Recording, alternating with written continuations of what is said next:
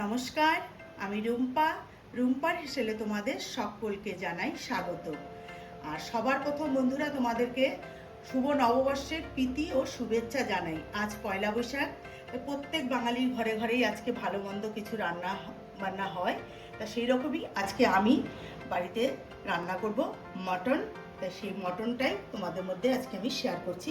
আজকে আমি mutton curry বানাবো। তা মটন কারি বলো, চিকেন বলো, এটা সবাই রান্না করতে পারে, কিন্তু আমি কিভাবে করি সেটাই দেখার। আর বন্ধুরা, ভিডিওটি প্রথম থেকে শেষ পর্যন্ত দেখার অনুরোধ রইল। তাহলে চলো সবার প্রথমে দেখিয়ে নিই আমার এই মটন কারি রান্না করতে কি কি লাগছে। এখানে দেখো, আমি মটন নিয়ে নিয়েছি। এখানে 1.5 কেজি মটন আছে। এই মটনটাকে আমি গরম জলে, উষ্ণ গরম জলে আমি ধুয়ে ভালো করে জল ঝরিয়ে নিয়েছি। এখানে আছে পেঁয়াজ। এখানে পেঁয়াজ আমি এইভাবে কুচি করে নিয়েছি। আছে এখানে রসুন বাটা।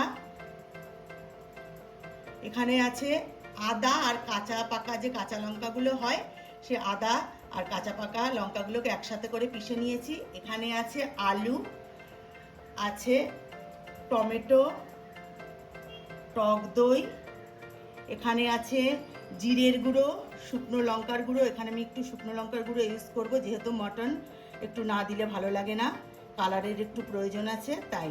আর এখানে আছে ধনের গুঁড়ো। আর এখানে ফোড়নের জন্য নিয়েছি গোটা গরম মশলা, 2টো শুকনো লঙ্কা, তেজপাতা। এখানে আছে হলুদ গুঁড়ো, লবণ। আমি রান্নাটা করব সর্ষের তেলে। আর এখানে আছে আগে থেকে আমি গুঁড়ো করে রেখেছি গরম মশলার গুঁড়ো। এটা আমি ঢেকে রেখেছি, না গন্ধটা চলে যাবে তাই। তাহলে চলো দেরি না করে রেসিপিটি শুরু করা যাক। আমি সবার প্রথমে মটনটাকে ম্যারিনেট করে নেব। তার জন্য আমি একটা বড় পাত্রের মধ্যে মটনটা ঢেলে নিয়েছি। আবার আমি বলছি, মটনটা কিন্তু আমি উষ্ণ গরম জলে ধুয়েছি। মটন উষ্ণ গরম জলে ধুলে কি হয়, মটনটা খুব সফট থাকে। এই জন্য আমি সবসময় উষ্ণ গরম জলে মটনটা ধুই, আমি ঠান্ডা জলে কখনোই ধুই না। তা সবার প্রথমে আমি এর মধ্যে দিয়ে দেব টক দই। এখানে আমি 2 চামচের মতো, 3 চামচের মতো টক দই ব্যবহার করলাম।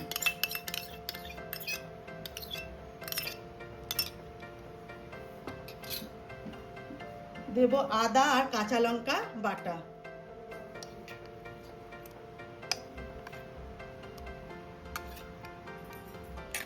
এবার দেব রসুন বাটা।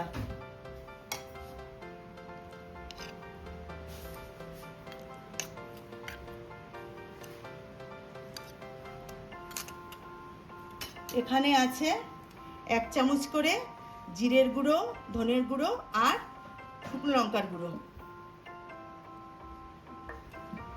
আর এখানে দেব হলুদ গুঁড়ো কিছুটা, লাগলে পরে আবার আমি ইউজ করব। আর দেব লবণ। এবার আমি এর মধ্যে কিছুটা কুচনো পেঁয়াজ দেব।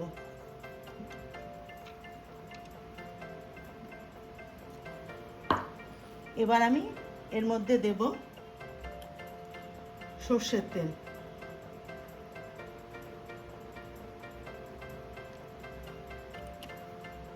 এবার আমি হাত দিয়ে ভালো করে মটনটা মেখে নেব, সব কিছুর সাথে, সমস্ত মশলার সাথে ভালো করে মটনটাকে মেখে নেব।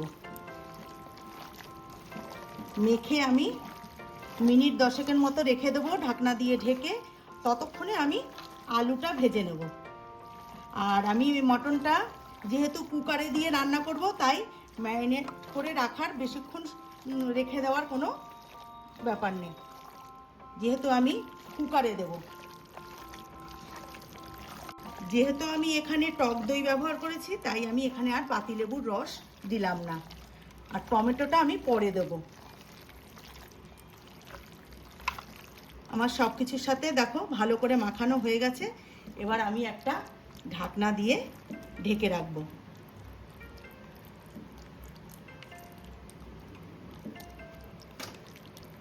দেখো মাখা হয়ে গেছে। এবার আমি ঢাকনাতে দিয়ে ঢেকে রাখছি। এবার আমি চলে যাব গ্যাসের কাছে। দেখো, গ্যাস ধরিয়ে কড়াই বসিয়ে দিয়েছিলাম, তার মধ্যে সর্ষের তেল দিয়ে দিয়েছি। তেল গরম হয়ে গেছে। এবার সবার প্রথমে আমি আলুটা ভেজে তুলে নেব। তেলটা যেন গায়ে ছিটে না আসে, তার জন্য একটু আমি লবণ দিয়ে দিলাম। আর একটু দিয়ে দিচ্ছি হলুদ গুঁড়ো। আলুটা আমি ভেজে তুলে নেব। অনেকে কিন্তু আলু মাংসের মধ্যে কাঁচা ব্যবহার করে, কিন্তু আমার আবার মাংসে আলু একটু ভেজে না নিলে ভালো লাগে না। আমি সবসময় একটু আলু ভেজে নিই, বেশি ভাজবো না, হালকা করে ভাজবো, কেননা কুকারে দেবো, হালকা করে ভেজে নেব। এবার আলুটাকে আমি একটু ভেজে তুলে নেব। দেখো আলুটাকে আমি ভেজে তুলে নিয়েছি, আর ওই তেলের মধ্যেই আরও কিছুটা সর্ষের তেল দিয়ে দিয়েছি। এবার আমি দিয়ে দেবো ফোড়ন। ফোড়নের জন্য দেখো আমি নিয়েছি তেজপাতা দিয়ে দিচ্ছি, আর নিয়েছি দুটো শুকনো লঙ্কা, আর এখানে গোটা গরম মশলা। এটা একটু ভেজে নেব। এবার আমি এর মধ্যে দিয়ে দেবো কুচনো পেঁয়াজ।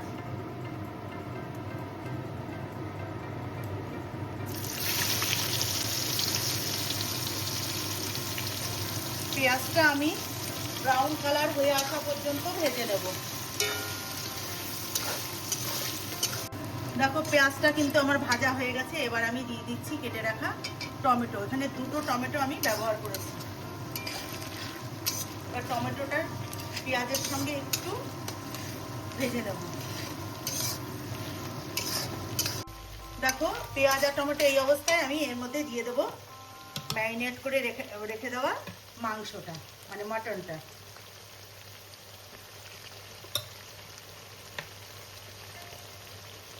এইভাবে আমি পুরো মাটনটা কড়াইতে দিয়ে দিচ্ছি। দেখো মাটনটা আমি পুরোটাই কড়াইতে দিয়ে দিয়েছি। এবার আমি মাটনটাকে ভালো করে কষিয়ে নেব। কষিয়ে নিয়ে তারপরে আমি কুকারে দেব। তা আমি যেইভাবে রান্নাটা করছি বন্ধুরা, তোমরা বাড়িতে অবশ্যই এইভাবে একবার রান্না করে দেখবে, ভীষণই ভালো হয় খেতে। এবার আমি মটনটাকে ভালো করে কষিয়ে নেব। দেখো মটনটা কষাতে কষাতে কতটা জল ছেড়েছে। এই জলটা টেনে আসা পর্যন্ত আমি কিন্তু মটনটা কষিয়ে নেব। আর আমি দেখো এর মধ্যে একটা গোটা রসুন দিয়েছি। মটনে এরকম গোটা রসুন দিলে পরে এই রসুনটা ভাতের সঙ্গে মেখে খেতে ভীষণই ভালো লাগে। তাই এই যে জলটা ছেড়েছে, জলটা টেনে আসা পর্যন্ত আমি মটনটাকে কষিয়ে নেব। দেখো মটন কিন্তু আমার কষানো হয়ে গেছে। কতটা জল ছেড়েছিল আমি তোমাদেরকে দেখিয়েছি, সেই জলটা পুরো টেনে গেছে। আর দেখো উপরে তেলটা ভেসে এসেছে, তার মানে আমার মশলা কষানো হয়ে গেছে। এবার আমি এর মধ্যে দিয়ে দেবো ফুটানো জল। আমি আগে থেকে জলটা ফুটিয়ে রেখেছিলাম, সেই জলটাই আমি দিচ্ছি। কেননা মাংসে যদি ফুটানো জল দেওয়া যায় তাহলে কিন্তু তার স্বাদটা কিন্তু আলাদাই হয়। আর আমি এটা কিন্তু মটনের একদম পাতলা ঝোল করব। মানে আমার হাজবেন্ড মটনের পাতলা ঝোল খেতে বেশি পছন্দ করে, এই জন্য আমি এটা একদম পাতলাই করব। এবার আমি এটা ফুটে আসা পর্যন্ত অপেক্ষা করব। একটু ফুটে মিনিট 5 ফুটিয়ে নিয়ে তারপরে আমি কুকারে দিয়ে সিদ্ধ করব, সিটি মারব। এটা আবার মিনিট 5 আমি ফুটিয়ে নেব। দেখো জল দেওয়ার পরে আমি মিনিট 5 আমি ফুটিয়ে নিলাম। এতে করে কি হবে, মাংসের ঝোলটা আর কোনো পানসা ভাব থাকবে না। এবার আমি কুকারের মধ্যে ঢেলে দেব। তারপরে আমি আবার ফিরে আসছি। এই যে কুকারের মধ্যে এবার আমি মাংসটাকে ঢেলে নিচ্ছি। দেখো আমি কড়াই থেকে কুকারে ট্রান্সফার করে নিয়েছি। এবার আমি এর মধ্যে দিয়ে দিচ্ছি আলু। আলুটা আমি আগে দিইনি কেন আলুটা যেহেতু আমি ভেজে নিয়েছি, আর ঝোলের মধ্যে যদি আগে থেকে কষানোর মধ্যে দিতাম তাহলে কিন্তু আলু একদম গলে যেত। আর মাংসের মধ্যে আলু গলে গেলে পরে সে মাংসের স্বাদ কিন্তু একদম চেঞ্জ হয়ে যায়, ভালো লাগে না খেতে। দেখো কত সুন্দর লাল লাল মটনের ঝোলটা হয়েছে দেখো। এবার আমি এর মধ্যে দিয়ে দেবো গরম মশলাটাও দিয়ে দেবো। আমি আগে থেকে গোটা গরম মশলা গুঁড়ো করে রেখেছিলাম, সেটা দিয়ে দিচ্ছি। এতে কি হবে, মাংসের মধ্যে একদম ফ্লেভারটা ঢুকে যাবে।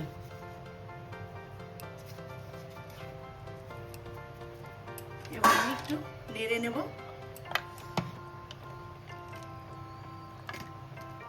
এবার ঢাকনা আটকে দেব, দিয়ে আমি 3টে সিটি দেবো, তাহলে আমার একদম মটন কারি রেডি হয়ে যাবে। আটকে দিলাম। এবার আমি 3টে সিটি দিয়ে তারপরে ফিরে আসছি। তো বন্ধুরা আমি 3টে সিটি লাগিয়ে কুকারে থেকে মাংসটা আমি একটা পাত্রে সার্ভ করে নিয়েছি। তা মাংসটা খুবই সুন্দর সিদ্ধ হয়ে গেছে, তোমরা দেখতেই পাচ্ছ। লাল লাল মটন কারি আমার একদম রেডি। তা আমার এই রেসিপিটি তোমাদের যদি ভালো লেগে থাকে একটা লাইক অবশ্যই করো আর কমেন্টস করে জানিও। আর আমার তরফ থেকে অনুরোধ রইল, অবশ্যই আমি যেভাবে রান্নাটা করলাম সেইভাবে একবার রান্না করে বাড়িতে খেয়ে আমাকে কমেন্টস করে জানাবে তোমাদের কেমন লাগলো। আমি আশা করছি তোমাদের অবশ্যই ভালো লাগবে। তাহলে বন্ধুরা, আমার চ্যানেলে নতুন বন্ধু হয়ে থাকলে চ্যানেলটিকে সাবস্ক্রাইব করে নেওয়ার অনুরোধ রইল। যারা ফেসবুক থেকে দেখছো, ফেসবুকের পেজটিকে অবশ্যই ফলো করে নিও। আর ভিডিও দেখার শেষে একটা লাইক করে দিও। তোমাদের একটা লাইক আমার চ্যানেলটিকে এগিয়ে নিয়ে যেতে সাহায্য করবে। তাহলে শুভ নববর্ষের প্রীতি ও শুভেচ্ছা জানিয়ে আজকের মতো ভিডিওটি এখানেই শেষ করছি। ভালো থেকো, সুস্থ থেকো, নমস্কার।